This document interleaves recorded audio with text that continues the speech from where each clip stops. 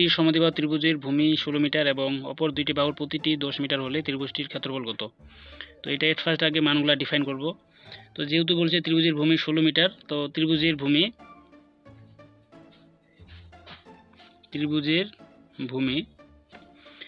ভূমি প্রকাশ করি এ দিয়ে, সেটা হচ্ছে মান দেওয়া আছে 16 মিটার। এরপর বলছে যে অপর দুইটি বাহুর প্রতিটি 10 মিটার, তাহলে ত্রিভুজের অপর দুই বাহু হচ্ছে, এটাকে প্রকাশ করব বি দিয়ে। তো এটার মান দেওয়া আছে 10 মিটার। এখন বলছে যে ত্রিভুজটির ক্ষেত্রফল কত। যেহেতু এটা একটা সমদ্বিবাহু ত্রিভুজ, তো সেই জন্য আমরা সমদ্বিবাহু ত্রিভুজের সূত্রটা প্রয়োগ করব। অতএব ত্রিভুজটির ক্ষেত্রফল, তো আমরা ত্রিভুজটির ক্ষেত্রফল সূত্র জানি যে a/4 √4 b² বিয়োগ a²।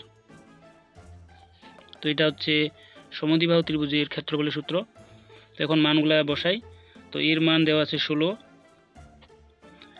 4, 4, তো বির মান দেওয়া আছে 10 স্কোয়ার মাইনাস এর মান দেওয়া আছে 16 স্কোয়ার।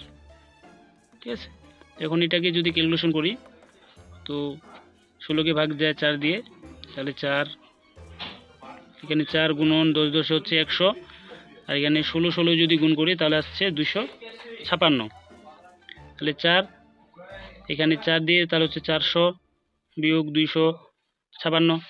তো এটা যদি এখন বিয়োগ করি তাহলে আসে 400 থেকে 256 বিয়োগ করলে আসে 144।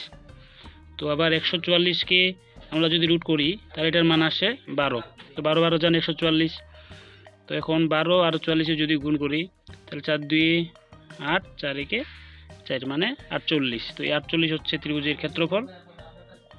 আশা করি আপনারা বুঝতে পেরেছেন। এটাই হচ্ছে উত্তর। ধন্যবাদ।